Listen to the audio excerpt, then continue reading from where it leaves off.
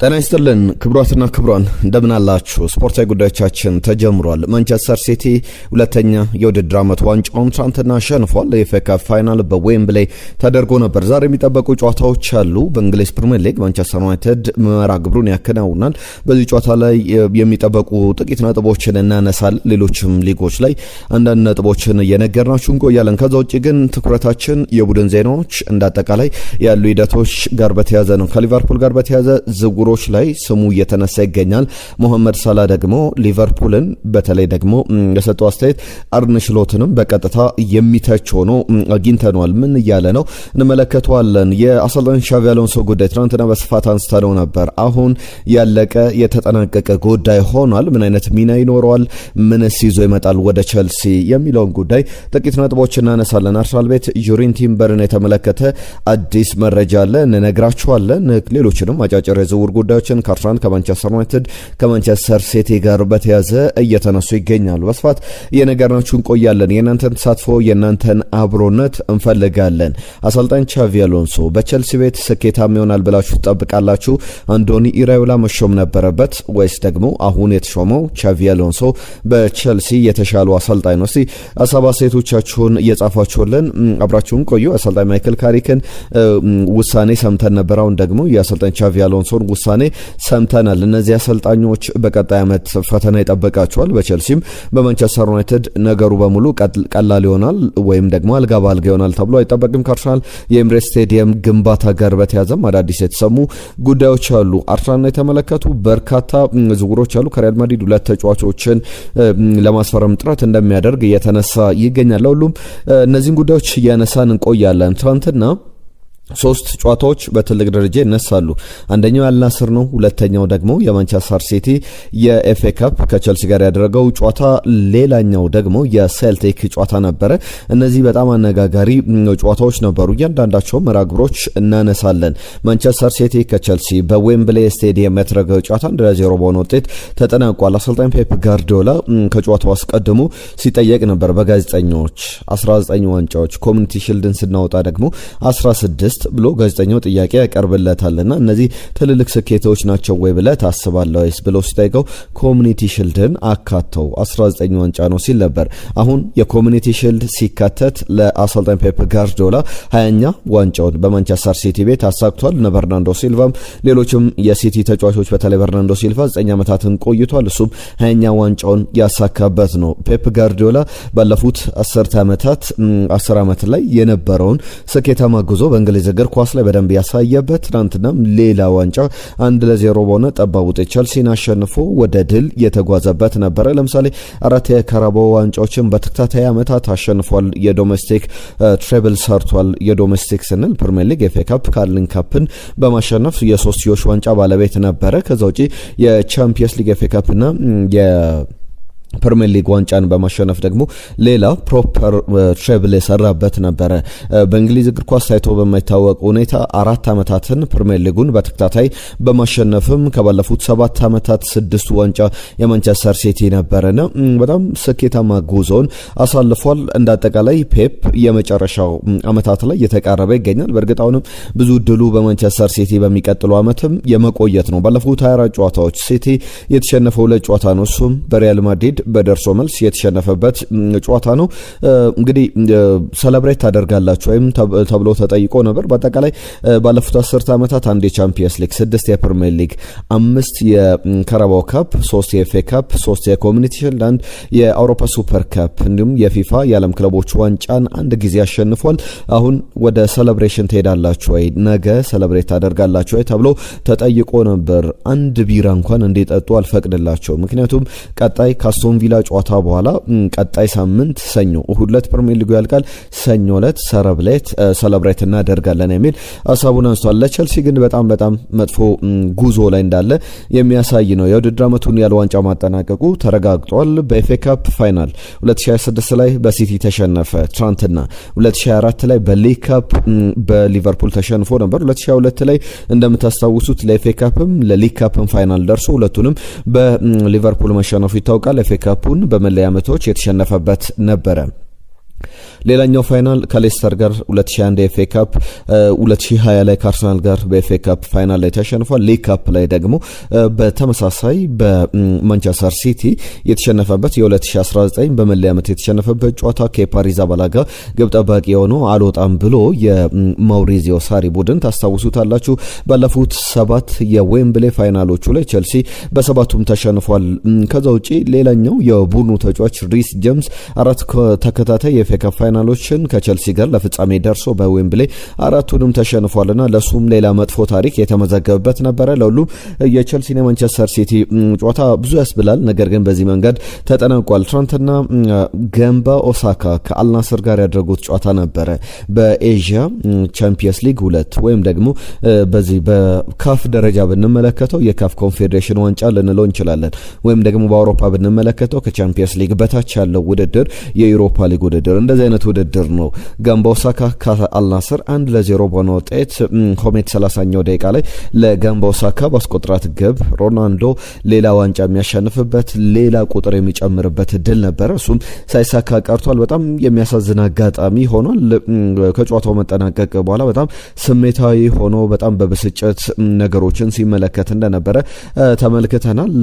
ትልቅ ድል እንዳለው ሲነሳ ነበር። በቀናት ልዩነት 2 ዋንጫዎችን ያሳካል ተብሎ ሲጠበቅ ነበረ። ነገር ግን እሱ አልሆነም። ትናንትና በስኮቲሽ ሊግም ላይ የፕሪሚየርሺፕ ላይ ሲጠበቅ የነበረ ጨዋታ ለሴልቲክ ከሃርትስ ሁለቱ ቡድኖች በሊጉ መሪነት ላይ የተቀመጡ ቡድኖች ነበሩ። ሴልቲክ 82 ሃርትስ ደግሞ የሰበሰበው ነጥብ 80 ነው። አሁን ሲጠናቀቅ ትናንትና ሴልቲክ 3-1 አሸንፏል። ከዛ አስቀድሞ ግን ሃርትስ በአንድ ነጥብ እየመራ ነበረ።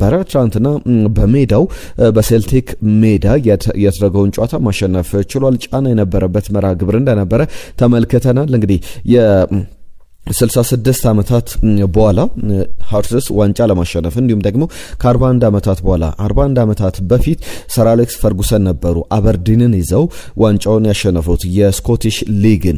ከዛ በኋላ የሬንጀርስና የሴልቲክ ነው በየአመቱ ወይ ሬንጀርስ ይበላል ወይ ሴልቲክ ይበላልና በጣም አነጋጋሪ አይነት ጨዋታ ነበረ።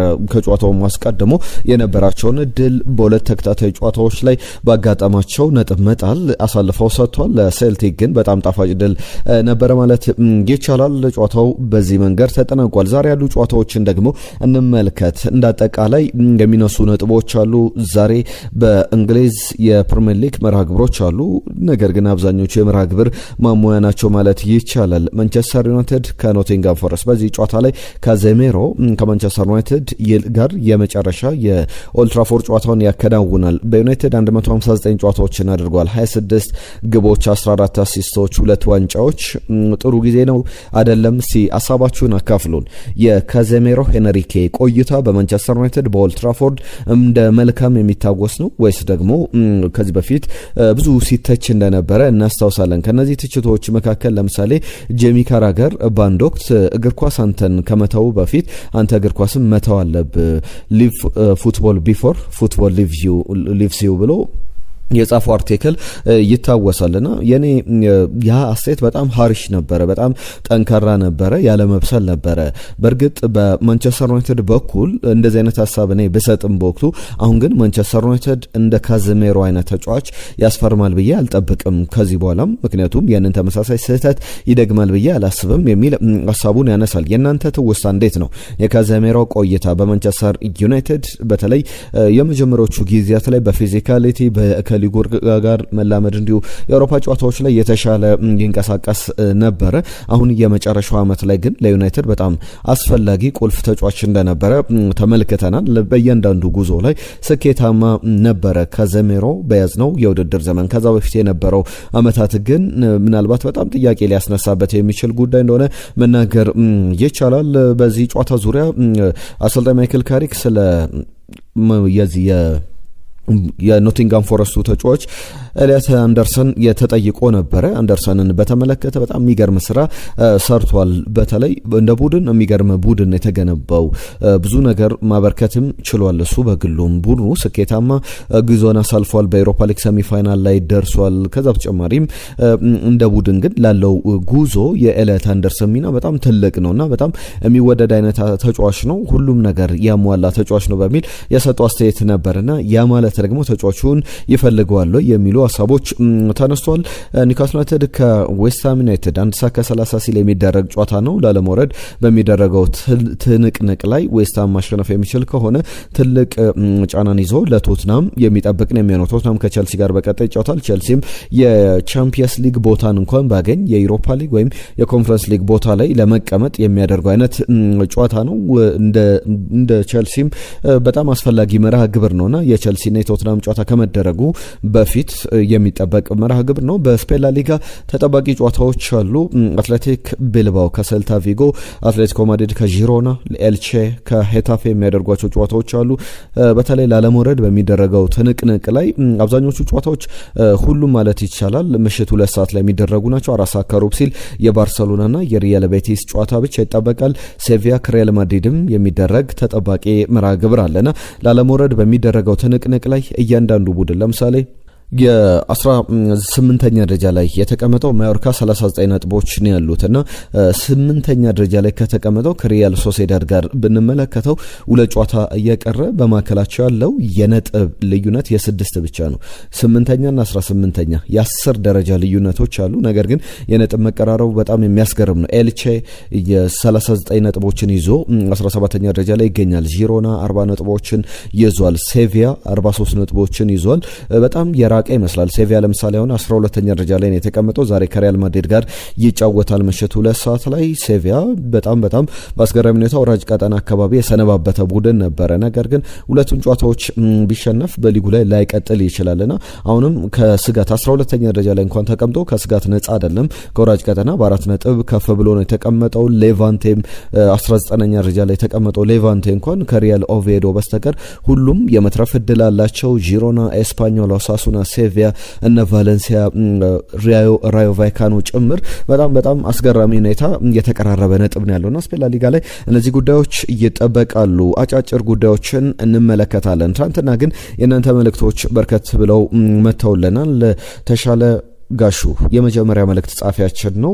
ትናንትና መልእክቱን 3-2 ማንቸስተር ሲቲ ያሸንፋል ብሎ ግምቱን አስቀምጦ ነበረ። ታሪኩ ከደቡብ አፍሪካ ቸልሲ 2-1 ሲቲን ያሸንፋል የሚል ግምት ነበረው።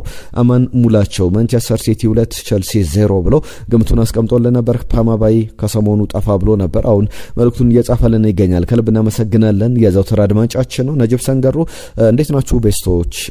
ነጅብ ሰንገሮ ነኝ ከናይሮቢ የቸልሲ ደጋፊ ነኝ። የዚስ ፋይናል ጌም ለመገመት በጣም ከባድ ነው ይላል። ሆኖም ግን ድል ለቸልሲ። ሊቨርፑል አሁንም ተመልሶ ወደ ቁልቁለቱ ተመልሶበታል። አስቶን ቪላ አልተቻለም። ቸልሲ 3-2 ማንቸስተር ሲቲን ያሸንፋል። ካሪክ ደግሞ በማንቸስተር ዩናይትድ ቤት እድሉን ይሞክር እስኪባረር ድረስ የሚል መልእክቱን ልኮልናል። አንዱ ዓለም ታፈሰ 1-1 በሆነ ውጤት ይጠናቀቃል ብሎ ግምቱን ልኮልን ነበር። አየነው ሙሉ ዓለም አርሰናል አማካይ ላይ ላሚን ካማራን ፈርናንዴዝን ማምጣት አለበት የሚል መልእክቱን ልኮልናል። ሽታሬ ቼላው ጉልበት ስለሚያበዛ ቀይ ካርድ እንዳይመለከት እፈራለሁ እንጂ ጨዋታውን 3-2 ቸልሲ ያሸንፋል የሚል ሀሳቡን ልኮልናል። አሸብር የአገር ውስጥ እግር ኳስ ላይ ለምን ዘገባ ሽፋን አትሰጡም የሚል መልእክቱን ልኮልናል። የአገር ውስጥ ስፖርት ላይ ብዙ ጊዜ የእይታ መጠኑ በጣም ስለሚቀንስ ለኛም ቻናላችን ዝቅ ያደርግብናልና ሌሎች አማራጭ ቻናሎችን በቅርብ ጊዜያት ላይ የአገር ውስጥ ላይ ብቻ መክፈታችን አይቀርምና አሸብር ስለ ሀሳብ ከልብ እናመሰግናለን። አሸናፊ ላቀው የኤፍኤ ካፕ ዋንጫ ማንቸስተር ሲቲ መብላቱ አይቀርም። ቸልሲ በአሁኑ ሰዓት አቅመ ቢስ ሆኗል። የኬሊያን ኤምባፔ ወደ አርሰናል የሚለው ዜና ከጭምጭምታ ያለፈ አይመስለኝም። ሚካኤል ካሪክ በዩናይትድ ቤት ዋና አሰልጣኝ ቦታ ማግኘቱ ማይክል ካሪክ ተገቢ ነው። መልካም እድል ብየዋለው። ቸልሲ 1 ማንቸስተር ሲቲ 3 በሆነ ውጤት ይጠናቀቃል ብለዋል አሸናፊ ከደቡብ አፍሪካ። ከዛ ውጪ ስለ ኤምባፔ አርሰናል ዝውውር ሜሮን ተስፋ ያነሳችልን መልእክት አለ፣ እንመለስበታለን ወደ በኋላ ላይ። የሪያል ማድሪድ 1-2-3 ተጫዋቾች ጋር አርሰናል ስሙ እየተያዘ ይገኛል። በዝውውር ጉዳዮች እንመለስበታለን። አሁንም አብራችሁን ቆዩ፣ መልእክቶቻችሁን ጻፉልን። ሌሎች አጫጭር ጉዳዮችን እየተመለከትን እንቆይ። ከአሰልጣኝ ቻቪ አሎንሶ ጋር በተያዘ የቸልሲ አዲሱ አሰልጣኝ ሆኖ ለመስራት ስምምነት ላይ ደርሷል። የ4 ዓመት ውል እስከ 2030 ድረስ በቸልሲ በአሰልጣኝነት ይቆያል። 44 ዓመቱ ላይ ይገኛል። ለንደንን ጎብኝቷል ባለፈው ሳምንት በለንደን እንደሚገኝና አሁን በቀጣይ የቶትናምን ጨዋታ በዛው በስቴዲየም ተገኝቶ ይመለከታል። የቸልሲን 2 ጨዋታዎች ቡድኑን ባይመራም በቅርበት እንደሚከታተል ይገመታል። ከዛ ውጪ አሰልጣኝ ቻቪ አሎንሶ በሪያል ማድሪድ ከነበረው ቆይታ በኋላ አሁን የቼልሲ አዲሱ አሰልጣኝ ሆነው በሚቀጥሉት 4 ዓመታት ቡድኑን ይዞ ይቀጥላል። የሚጠበቁ ጉዳዮች አሉ። ለምሳሌ ባለፉት ዓመታት ላይ ከ2022-23 የውድድር ዘመን ጀምሮ በአውሮፓ ሶስተኛው አሰልጣኝ ነው። ከፔፕ ጋርዲዮላም ከሚኬል አርቴታም ከሌሎችም አሰልጣኞች በላይ የሚቀመጥ ሶስተኛው ብዙ ነጥብ የሰበሰበ አሰልጣኝ ወይም ደግሞ ፖይንት ፐር ጌም ሲሰላ የቻቪ አሎንሶ 2.20 ነው። የሚበልጡት አንደኛው ካርሊቶ ናቸው፣ ካርሎ አንቸሎቲ። ሁለተኛው ደግሞ የመጀመሪያው ሰው ሉዊስ ኤንሪኬ ነው። ሉዊስ ኤንሪኬ ፖይንት ፐር ጌም ሲሰጥ 2.34 ነው። ቻቪ አሎንሶ 2.2 ነው። ከዛ በተጨማሪ አሰልጣኝ ካርሎ አንቸሎቲ 2.25 ነውና ይህንን አሰልጣኝ አሁን ቼልሲ አግኝቶታል። ነገር ግን ምን የተለየ ነገር አለው በሚለው ጉዳይ ላይ አንዳንድ ነጥቦችን እናንሳ። የቼልሲ ሰዎች አሰልጣኝ ቻቪ አሎንሶን ሲሾሙ ከዚህ በፊት አድርገው በሚያውቁት መንገድ በቶድ ባህሊና በሄዳድ አግባህሊ መካከል የዚህ የክሊር ሌክ ካፒታልም ባለቤትነት ስር ክለቡ ሲቀጥል የወሰኑት ውሳኔ ከዚህ በፊት ሄድ ኮች ተብሎ ነበር አሰልጣኞች የሚመጡት። ማውሪሲዮ ፖቼቲኖም በመጡበት ሰዓት ኤንዞ ማሬስካም ሄድ ኮች ናቸው እንጂ ማኔጀር አልነበሩም። አሁን ግን እሱ የመሪነት ኳሊቲ አለው ብለው ስላሰቡ የማኔጀርነት ሚና እንዲሰጠው ያንን ታይትል እንዲያገኝ ወስኗል። ከዚህ በፊት በሚኬል አርቴታ ስር ለምሳሌ አርሰን ቬንገር እና ሰር አሌክስ ፈርጉሰን ለረጅም ዓመታት በማኔጀርነት ሰርተዋል። ከዛ በኋላ አርሰናል ወደ ሄድ ኮች ሚና ወዳላቸው አሰልጣኞች ከዛ በተጨማሪ ሌሎችን ኃላፊነቶች ለመለመኖች ለስፖርቲንግ ዳይሬክተሮች እየሰጠ ቆይቶ ነበር፣ ለቴክኒካል ዳይሬክተሮች ጭምር ማለት ነውና ከዛ በኋላ አሁን በአርሰናል ቤት ሚኬል አርቴታ 1-2-3 ዓመት ከቆየ በኋላ ዳግም የማኔጀርነት ሚና እንዲሰጠው ተወስኖ ወደ ማኔጀርነት መጥቶ እንደነበር ይታወቃል። አሁንም አሰልጣኝ ሚኬል አርቴታ የማኔጀርነት ሚና አለው። አሁን የዚህ የቼልሲ ሚናም በዚህ በአሰልጣኝ ቻቪ አሎንሶ ስር የሚቀጥለው በማኔጀርነት ነው። ማኔጀር ሆኖ ቼልሲን እየመራ ይቀጥላል። በተለይ የሱ የአመራር ብቃት ላይ ምንም አይነት ጥርጣሬ የላቸውም የሚል ሀሳቦች አሉ። አንዶኒ ኢራዮላ በጣም የተቀረቡት ስም ነበረ የቦርመዙ አሰልጣኝ። ነገር ግን ድርድር ከተደረገ በኋላ ምርጫቸውን ቻቪ አሎንሶ ላይ አድርገዋል። እናንተ እንዴት ታዩታላችሁ? ቻቪ አሎንሶ መሾም ነበረበት በትክክል ወይስ ደግሞ አንዶኒ ኢራዮላ የኃላፊነት የቼልሲ ኃላፊነት ይገባቸው ነበረ? በእርግጥ በውጤት ደረጃ በቀጣይ ጊዜያት ላይ የምንመለከታቸው ነገሮች ይኖራሉ። ነገር ግን ከቻቪ አሎንሶ ጋር ብዙ ግንኙነቶች የቼልሲ ሰዎች አድርገው መጨረሻም የወሰኑት ነው። በሪያል ማድሪድ ቤት የነበሩ ኮንሰርኖች አሉና ያ ለቼልሲ ሰዎች ጥያቄ አልነበረ። ምክንያቱም እሱ የማኔጀር ሚናነት ችግር አልነበረበትም። የሪያል ማድሪድ ችግር ገዝፎ እንጂ የእሱ ችግሮች እንዳልነበሩና በሪያል ማድሪድ ቤትም ለምሳሌ 70% ያለው ጨዋታዎችን የማሸነፍ ነው። ከ34 ጨዋታዎች 24 አሸንፏልና በጣም ጥሩ የሚባል ቁጥሮች እንዳሉት ይታወቃል።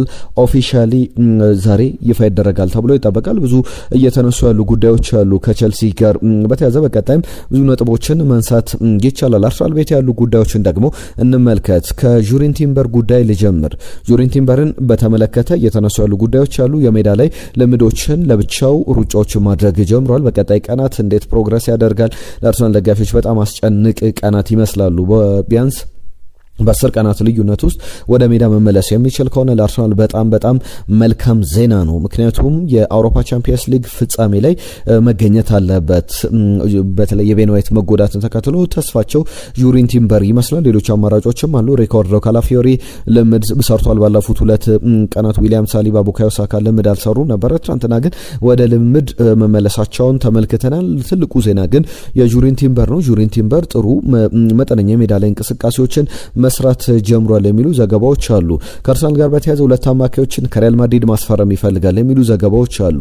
እነዚህ 2 ስሞች አንደኛው የቫልቬርዴ ጉዳይ ነው። ቫልቬርዴን በተመለከተ የ27 ዓመቱ ኡራጓዊ ተጫዋች በጣም በትልቅ ደረጃ በእርግጥ ማንቸስተር ሲቲም፣ ፓሪስ ሰን ጀርመን፣ ባየር ሙኒክም ቸልሲም የሚፈልጉት ተጫዋች ነው። ነገር ግን ተጫዋቹን በተመለከተ ቸልሲ ከኤንዞ ፈርናንዴዝ ጋር ሊቀያየር የሚችልበት እድል አለ። በተለይ ኤንዞ ፈርናንዴዝ የአሰልጣኙ ቻቪ አሎንሶ ውሳኔ ነው የሚሆነው። ይቆይ ተጫዋቹ መልቀቅ ይፈልጋልና የእሱን ስሜት እንረዳ ወይስ ደግሞ በክለቡ ይቆይ ይጠቅመናል የሚል እምነት ካለ ያንን በቀጣይ አሰልጣኝ ቻቪ አሎንሶ የሚወስነው ውሳኔ ነው የሚሆነው። ነገር ግን ከዛ ውጭ ባሉ ሂደቶች ላይ ዩራጓዊው ተጫዋች በአርሰናል በጣም በጥብቅ እየተፈለገ ይገኛል የሚሉ ዘገባዎች አሉ። ሌላኛው አርሰናልን በተመለከተ እየተነሳ ያለው ጉዳይ በትልቅ ደረጃ የኤድዋርዶ ካማቪንጋ ጉዳይ ነው። ከዓለም ዋንጫ ስብስብ ውጪ ሆኗል። በሪያል ማድሪድ ብዙ እድል እየተሰጡ አይደለምና የ3 ዓመቱ ፈረንሳይ ተጫዋችን ለመልቀቅ ሪያል ማድሪድ ምንም የሚያጠራጥረው ነገር የለምና በዚህ በተጫዋቹ ጉዳይ ላይ ደግሞ አሰልጣኝ ሚኬል አርቴታ በቅርበት ነገሩን እየተከታተለው ይገኛል። ምናልባት ከሁለቱ አንዱን ማግኘት የሚችል ከሆነ የሚጠበቅ ነው። ትናንትና የኬሊያን ኤምባፔን ጉዳይ ስናነሳ ነበረ። ሜሮንም በዚህ በመልእክት ሳጥናችን ላይ የመጣ መልእክት ነበር ስለ ኬሊያን ኤምባፔን በተመለከተ በአርሰናል ቤት ይቆያል፣ ወደ ሪያል ማድሪድ በኩል በሪያል ማድሪድ ይቆያል አይቆይም የሚለውን ከፍሎሬንቲኖ ፔሬዝ ጋር በዚህ ሳምንት የዚህ የላሊጋው መርሃ ግብር ከተደረገ በኋላ ቀጣይ ሳምንት ላይ ንግግሮችን ያደርጋሉ። ንግግራቸው ደግሞ ምንድነው ቅሬታ እየተሰጠ ያለው አስተያየቶች በጣም ጥልቀት ያላቸውና ቡድንን ሊበጠብጡ የሚችሉ አስተያየቶች እየተሰማን እንገኛለንና ይህ ጉዳይ እንዴት ነው መስተካከል ያለበት፣ እንዴት ነው አማራጩ የሚለውን ጉዳይ በትክክል አስቀምጠው ድርድር ያደርጋሉ፣ ይነጋገራሉ ተብሎ ይጠበቃል። ከዛ በኋላ አርሰናል በኬሊያን ኤምባፔ ዙሪያ ምን እድል አለው የሚለው የሚጠበቅ ነው። ፋይናንሻሊ ጥሩ ደረጃ ላይ ያለ ቡድን ስለመሆኑ አርሰናል ላይ የሚያጠራጥሩ ነገሮች የሉም። ለሁሉም እነዚህ ጉዳዮች ከአርሰናል ጋር በተያያዘ በስፋት የሚነሱ ናቸው። ሌላኛው ጉዳይ የቀይ መስመር ቦታ ላይ ሁለት ስሞች ይነሳሉ። አንደኛው 5 ሚሊዮን ዩሮ እየተገመተ ያለው 30 ዓመት የሞላው ዴንዝል ደምፍሬስን ለማስፈረም አርሰናል ከኢንተር ሚላን ፍላጎት አለው ተብሏል። ሌሎችም የፕሪሚየር ሊግ ክለቦች በተጫዋቹ ላይ ፍላጎት አላቸው። ነገር ግን ሌላኛው ስም የኤንትራክት ፍራንክፉርቱ ተጫዋች በሌፍት ባክም ራይት ባክም ቦታ ላይ መጫወት ይችላል። በዋነኝነት ደግሞ የሌፍት ባክ ተጫዋች ነው። 65 ሚሊዮን ዩሮ የሚገመተው የ2 ዓመቱ ናትናኤል ብራውንን በተመለከተም አዳዲስ ጉዳዮች አርሰናል ቤት እየተሰሙ ይገኛሉ። ተጫዋቹን ለማስፈረም አርሰናል ሚኬል አርቴታም አንድሪያ ቤርታም ፍላጎት አላቸው ተብሏል። ከአርሰናል ጋር በተያያዘ በሃምቡርግ በውሰት ውል ያለ ተጫዋች አለው ፋቪዮ ቬራና ይህ ተጫዋች ደግሞ ሃምቡርግ በ2 ሚሊዮን ዩሮ ተጫዋቹን በቋሚነት የማስፈረም መብት አለው። ነገር ግን ያንን መብት መጠቀም አልፈለገም። ጥሩ የውድድር ዘመን አሳልፏል። ጅማሮ መጥፎ ነበር። ከዛ በኋላ ግን ግቦችን እያስቆጠረ አሲስት እያደረገ ፋቪዮ ቬራ በጀርመን በጣም ጥሩ ጊዜን አሳልፎ ነበር። አሁን ሃምቡርግ 22 ሚሊዮን ዩሮ አልከፍልም እያለ ከአርሰናል ጋር ግን ድርድር ላይ መቀመጥ ፈልጓል። ያ ድርድር ደግሞ ዝቅ ብሎ ቢያንስ ከ15 ሚሊዮን ዩሮ እንኳን አርሰናል የሚያገኝበት ከሆነ ጥሩ ዝውውር ነው፣ ጥሩ ሂደት ነው ብሎ መናገር ይቻላል። እነዚህ ጉዳዮች ከአርሰናል ጋር በተያያዘ በስፋት እየተነሱ ይገኛሉ። የአርሰናልን የስቴዲየም ጉዳይ ወደ በኋላ ላይ መለስ ብዬ አነሳዋለሁ። ከሮድሪ ጋር በተያያዘ በማንቸስተር ሲቲ ውልን ታራዝማለህ ወይ ተብሎ ተጠይቆ ነበረ። አሁን ምንም የሚያስቸኩል ነገር የለም፣ በተረጋጋ ስሜት ውስጥ እገኛለሁ። እውነት ለመናገር ስለ ቀጣይ ጊዜ እያሰብኩ አይደለም። አሁን ከዛ አስቀድሞ ፕራዮሪቲ የምንሰጣቸው ቅድሚያ የምንሰጣቸው ጉዳዮች አሉ። የክለብ ውድድር ላይ እንዴት ማጠናቀቅ አለብን፣ በተለይ በፕሪሚየር ሊጉ ላይ ትኩረት እናደርጋለን። ከዛ በኋላ ደግሞ ከፕሪሚየር ሊጉን በተጨማሪ ዓለም ዋንጫ ይመጣልና ከዓለም ዋንጫ በኋላ ነገሮችን እንመለከታለን የሚል አስተያየቱን ሰጥቶ ተመልክቻለሁ። የሊቨርፑል ጉዳይ በጣም አነጋጋሪ ጉዳይ ነው። ሞሐመድ ሳላ የሰጠው አስተያየት ሄቪ ሜታል የየርገን ክሎፕ እግር ኳስ መመለስ አለበት፣ የሚፈራው ሊቨርፑል መመለስ አለበት፣ እንደዚህ ተንቀን መቅረት የለበትም አይነት አንድምታ ያለው አስተያየት ሰጥቷል። ሊቨርፑልን መመልከት የምፈልገው ያንን ሄቪ ሜታል እግር ኳስ ሲጫወት ነውና ተቃራኒ ቡድኖች ደጋፊዎች የሚፈሩት ወደዛ ጮት ወደ አሸናፊ ቡድን ወደ ዋንጫ መመለስ አለበትና ያ እግር ኳስ አይዴንቲቲያችን ነው፣ መቀየርም የለበትም፣ ሪከቨር ማድረግ አለብን። ለእግር ኳስም ጥሩ ነገር ሲባል ያን ነገር ሊቨርፑል መልሶ ማግኘት አለበት የሚል አስተያየቱን ሰጥቷል። ያ ማለት አርነ ስሎት ያዘ የሄቪ ሜታል እግር ኳስን እየተጫወቱ አይደለም፣ ለዛ ነው የተቸገረው የሚል አስተያየቶች ይሰጣሉ። ብዙ ጊዜ እዚህም በቤስት ስፖርት ኢትዮጵያ ቻናል ላይ አንስቼው አውቃለሁ። አንድ ቀልድ አለ። በተለይ 2024-25 የውድድር ዘመን ላይ ሊቨርፑል ፕሪሚየር ሊጉን አሸንፏልና ያን ያክል ዝውውሮችን አላደረገም። ከዛ በኋላ አርነ ስሎት ከመጡ በኋላ የበላው አንድ ዋንጫ ነበረ። እሱም በየርገን ክሎፕ ቡድን የተዋቀረ ነበር። ምናልባት ከዛ በኋላ ዘንድሮ እነ ሉዊስ ዲያዝ ለቋል። አንዳንድ ተጫዋቾች አንዳንድ ዝውውሮችን አድርጓል። ሊቨርፑል በአዲስ መልክ በተለይ የፊት መስመር ላይ ብዙ ለውጦችን አድርጎ እነ ትሬንት አሌክሳንደር አርኖልድም ተቀይረው ወይም በሌሎች ተጫዋቾች ተተክተው መጥቷልና ከሊቨርፑል ጋር በተያያዘ የሚነሳው ቀልድ የነበረው ሊቨርፑል እንዴት ነው 2024-25 ላይ ዋንጫ የበላው ሲባል አንዳንድ ሰዎች ሲቀልዱ እንሰማለን። ምንድነው የሚሉት? ሊቨርፑል በወቅቱ የክሎፕ ቡድን ነበርና አርነ ስሎት ታክቲካል አቀራረባቸውን ይዘው ወደ ሜዳ ይገባሉ። እንደዚህ እንጫወት ከዛ በኋላ የሊቨርፑል ተጫዋቾች ደግሞ እንደ ክሎፕ ሄቪ ሜታል እግር ኳስ እንደ ክሎፕ ሲስተም እንጫወት ብለው በአርነ ስሎት መንገድ ሳይሆን በክሎፕ መንገድ አሸንፈው ጨዋታዎችን ይወጡ ነበር። ከዛ በኋላ ተጫዋቾች ሲቀያየሩ እነ ሉዊስ ዲያዝ እነ ትሬንት አሌክሳንደር አርኖልድ ሲወጡ ቡድኑ የበለጠ ነገሮችን አይዴንቲቲዎችን አጥቷል ብለው ልዱት የሚያነሷቸው ሀሳቦች አሉ። ለሁሉም በጣም አነጋጋሪ ጉዳዮች እንዳሉ ማንሳት ይቻላል። ከሊቨርፑል ጋር በተያያዘ ግን ሌላኛው አንድ ተጫዋች ለማስፈረም የፓልሜራሱን አለን አማካኝ ስፍራ ላይ ማስፈረም ይፈልጋል የሚሉ ዘገባዎች አሉ። የኤንዳሞንዴ አንቷን ኑሳም ጉዳይ በትልቅ ደረጃ እየተነሳ ያለ ጉዳይ ነው። ወደፊቱም ብዙ ይባልበታል ተብሎ ይጠበቃል። የሰንደርላንዱ ግብ ጠባቂ ሮበን ሮፊስም በሊቨርፑል ከሚፈለጉ ግብ ጠባቂዎች መካከል አንዱ ነው። አሊሰን ወደ ዩቬንቱስ የሚሄድ ከሆነ ሮበን ሮፊስ ይመጣል ተብሎ ይጠበቃል። ሪያል ማድሪድ ቤት የጆዜ ሞሪኒዮ ጉዳይ በቀጣይ ሳምንት ሰኞ ሁሉ ነገር ያበቃለታል ስምነት ላይ እንደደረሰ ይታወቃል። ባለፉት ቀናትም ላይ በስፋት ያነሳናቸው ጉዳዮች መካከል የሚጠቀሱ ናቸው። ቀደም አሰልጣኝ ማይክል ካሪክም ከማንቸስተር ዩናይትድ ጋር በተያያዘ ኤሊያት አንደርሰንን ጉዳይ ሲያነሳ ነበርና ማንቸስተር ዩናይትድ ቢያንስ ትልልቅ ዝውውሮችን እንደሚያደርግ ይጠበቃል። ከነዚህ ዝውውሮች መካከል አማካኝ ስፍራ ላይ አንደኛው ነው የተከላካይ ስፍራና የግራ መስመር አጥቂ ያስፈርማል ተብሎ ይጠበቃል። ከባርሰሎና ጋር ደግሞ ከነገ ጀምሮ ድርድር ያደርጋል። 30 ሚሊዮን ዩሮ የተከፈለበት መጫወት የሚችል በዛው መቆየት የሚችለው ማርከስ ራሽፈርድን በተመለከተ ባርሰሎና ነገሩ በዛብኝ ገንዘቡ ዝቅ ይበልልኝ እያለ ጥያቄዎችን ሲያቀርብ ተመልክተናል። ለሁሉም እነዚህ ከሊቨርፑል፣ ከማንቸስተር ዩናይትድ፣ ከሲቲ፣ ከቼልሲ፣ ከአርሰናል ጋር የሚነሱ ጉዳዮች ናቸው። ክቡራትና ክቡራን ስፖርታዊ ጉዳዮቻችን እነዚህን ይመስሉ ነበር። ላይክ፣ ሼር፣ ሰብስክራይብ ያደርጋችሁ ቤተሰብነታችሁን አሳዩን። የዛሬን እዚህ ላይ ያጠናቀቅን።